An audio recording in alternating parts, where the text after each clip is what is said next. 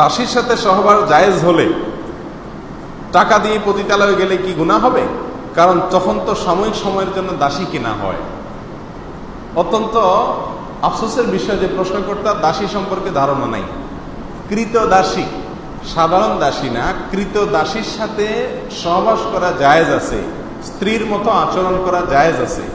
কার জন্য? ওই কৃতদাসীর যে মালিক তার জন্য। কৃতদাসীকে তিনি মনে করেছেন কৃতদাসী মানে হলো বাসার কাজের লোক। নাউজুবিল্লাহ। কৃতদাসী হলো যুদ্ধের পরে, মনে করেন মুসলিমদের সাথে অমুসলিমদের যুদ্ধ হলো, সেই যুদ্ধের পরে পরাজিত যারা, তাদের মধ্য থেকে যারা বন্দী হয়ে চলে আসছে, যুদ্ধবন্দী, এদের মধ্যে পুরুষদেরকে বলা হয় কৃতদাস আর মেয়েদেরকে বলা হয় কৃতদাসী।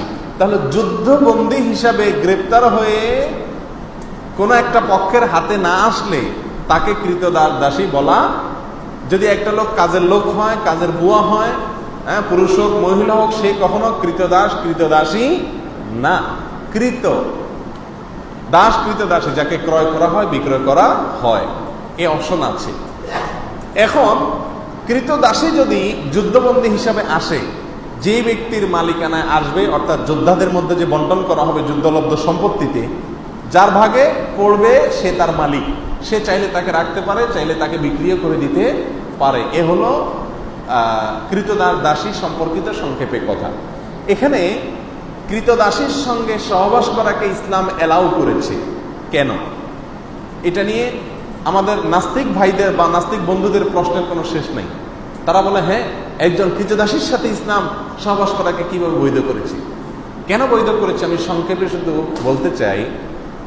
মনে করুন বাংলাদেশের মানুষের সাথে অন্য কোনো দেশের মানুষের যুদ্ধ হলো, যুদ্ধে যারা গ্রেপ্তার হয়ে বাংলাদেশের মানুষের কাছে চলে আসলো, তাদেরকে যদি পরাজিত শক্তি যারা, তারা তাদের যুদ্ধবন্দীদেরকে নেওয়ার জন্য কোনো চুক্তিতে আসতে পারলো না, যে কোনোভাবে নিতে পারলো না, ফেরত নিতে পারলো না, এখন এই লোকগুলা যুদ্ধবন্দী হিসাবে যাদের হাতে আছে তাদের কাছে কিভাবে থাকবে? ছেলেদেরটা তো যেমন তেমন কাজকাম করলো, সমস্যা নেই।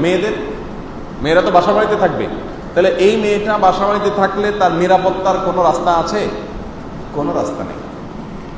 একজন নিরীহ মেয়ে যদি আপনার বাসায় থাকে, আপনার ভেতরকার পশুত্ব তার প্রতি হামলে পড়ার জন্য আপনাকে প্ররোচিত করবে কি করবে না? এটা হলো ন্যাচারাল বিষয়, এটাকে অস্বীকার করার কোনো সুযোগ নেই, এটা বাস্তবতা। এই জন্য ইসলাম বিধান রেখেছে যে ওই ব্যক্তি যিনি সেই কৃতদাসীটাকে পাবেন, তার ভাগে বন্টন করা হবে, তাকে দেওয়া হবে রাষ্ট্রপ্রধানের পক্ষ থেকে, সেই ব্যক্তির স্ত্রীর মতো হয়ে যাবে। এই কৃতদাসী তার জন্য কি হয়ে যাবে? স্ত্রীর মতো হলে তার সন্তান, তার ভাই, তার অন্য কোনো লোক তার দিকে লোলুপ দৃষ্টিতে তাকাবার কোনো স্কোপ থাকবে না। এটা হলো তার জন্য এক ধরনের নিরাপত্তা নিশ্চিত করা। আমি কি বুঝাতে পারছি? এই লোকটা যদি তাকে বিক্রি করে দেয়, কেমন যেন একজন মেয়েকে তালাক দিয়ে আরেক জায়গায় বিয়ে দেওয়ার মতো। তখন যিনি কিনলেন ওই ব্যক্তি তার জন্য ওই প্রথম ব্যক্তির মতো স্বামীর জায়গায় থাকবে। শুধু তাই নয়, ইসলামী শরিয়ার বিধান হলো এই মহিলা থেকে যদি কোনো বাচ্চা হয় ওই ব্যক্তির, তাহলে সেই বাচ্চা হওয়ার সঙ্গে সঙ্গে এই মহিলা চিরকালের জন্য সাধারণ কৃতদাসীর নাম থেকে বের হয়ে যাবে। অর্থাৎ এই মহিলাকে আর সে চাইলে আপনার কি করতে পারবে না? বিক্রি করতে পারবে না। তাহলে কৃতদাসী এক জিনিস আর কাজের বুয়া আরেক জিনিস। আপনি কৃতদাসীর সাথে সহবাস করা যায়, সেজন্য পতিতালয়ে যাওয়াকে জায়েজ বলবেন, এটা মূর্খতা ছাড়ার কিছু না। আল্লাহ তাআলা হেফাজত করুন। বলেছিলেন শুধু পুরুষবাচক শব্দ কেন, নারীদের কথা কই? আল্লাহ তাআলা নারীদেরকে খুশি করবার জন্য তাদের এই আবেদনের প্রেক্ষিতে প্রতিটি শব্দ পুরুষবাচক শব্দ ব্যবহারের পাশাপাশি নারীবাচক শব্দ ব্যবহার করেছেন। আওয়াজ করে পড়েন আল্লাহু আকবার।